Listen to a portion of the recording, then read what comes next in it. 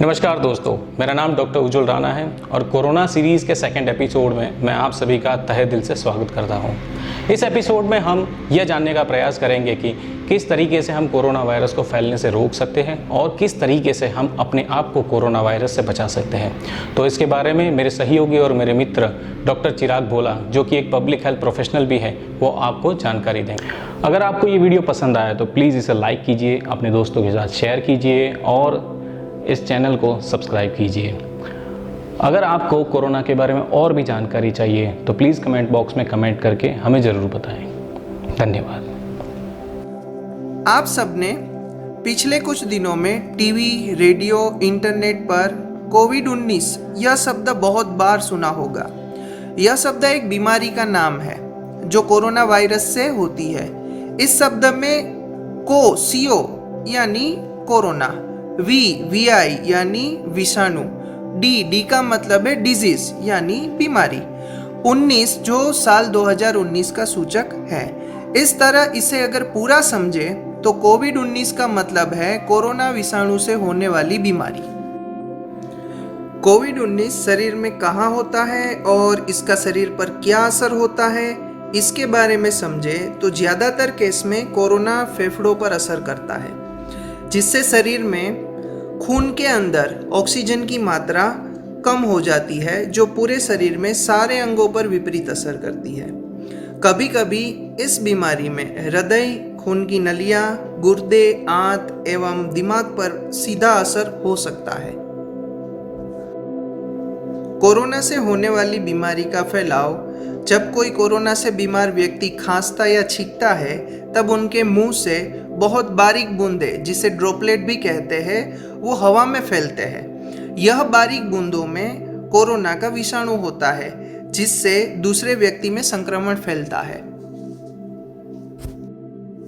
यह बारीक बूंदें उस समय उस व्यक्ति के आसपास मौजूद कोई तंदुरुस्त व्यक्ति के सांस में जाकर उसे संक्रमित कर सकती है, जिसे हम सीधा संक्रमण भी कह सकते हैं। इसके अलावा यह बारीक विषाणु युक्त बूंदें कुछ समय पश्चात उस जगह पर मौजूद सामान के सतह पर ठहर जाती है, जिसमें सूखने के पश्चात भी विषाणु कुछ घंटों से लेके कुछ दिनों तक जीवित रहता है, जो बाद में आने वाले व्यक्ति को सतह छूने से संक्रमित कर सकता है, जिसे आसान शब्दों में परोक्ष या इनडायरेक्ट संक्रमण कह सकते हैं। अब हम कोरोना बीमारी का फैलाव कैसे होता है यह जान चुके हैं, तो इसे ध्यान में रखते हुए इस संक्रमण को फैलने से कैसे रोके एवं इस संक्रमण से कैसे बचे, इसके बारे में बात करते हैं।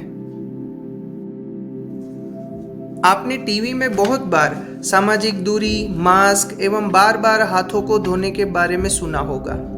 सामाजिक दूरी एवं मास्क का इस्तेमाल आपको कोरोना के सीधे संक्रमण से बचाता है। अगर बात करते समय एवं सामान्य दिनचर्या के दौरान सभी लोग मास्क लगाए रखें तो खांसते, छींकते या बात करते समय मुंह से बारीक बूंदें हवा में नहीं फैलती है।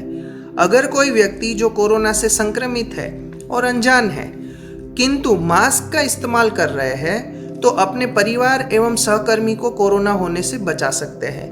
जो व्यक्ति कोरोना से संक्रमित नहीं है और मास्क का उपयोग कर रहे हैं तो कोरोना से सीधे संक्रमण से बच सकते हैं। कोरोना का सीधा संक्रमण बंद कमरों में बाहर के मुकाबले ज्यादा तेजी से फैलता है, इसलिए आप जहां तक संभव हो अपने कार्य क्षेत्र पर मास्क को अनिवार्य रूप से पहने रखें।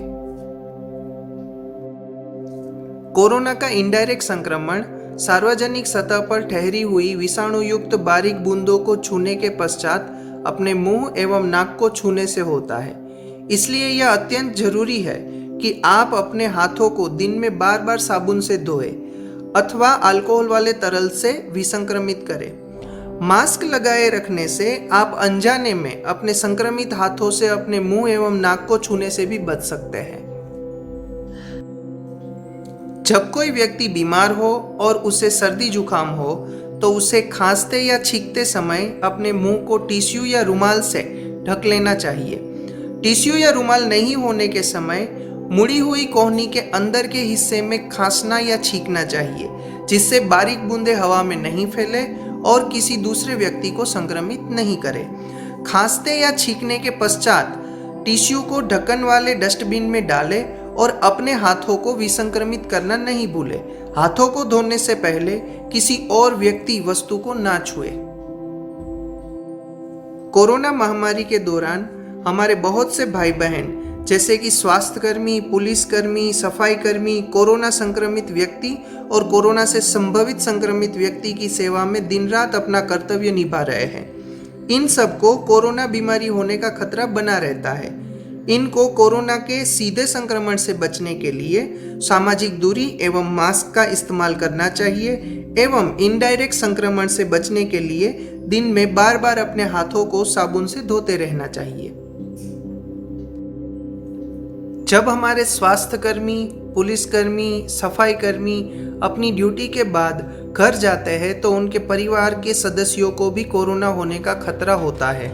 अपने परिवार के सदस्यों को कोरोना से बचाने के लिए घर पर लौटकर कुछ बातों का ध्यान रखें। घर में प्रवेश करने से पहले अपने हाथों को साबुन से धोएं या अल्कोहल वाले तरल से विसंक्रमित करें ताकि घर में आपके छूने से कोरोना का संक्रमण नहीं हो। अगर संभव हो तो अपने ड्यूटी पर साथ में रखे सामान जैसे कि हेलमेट, सफाई के साधन, बैग वगैरह को घर के बाहर रखें, अन्यथा ऐसी जगह रखें जहां आपके अलावा कोई और नहीं छुए। अपने जूतों को घर के बाहर ही उतारें। अपने मोबाइल को अल्कोहल वाले तरल से कपड़े या रुई का इस्तेमाल करते हुए विसंक्रमित करें।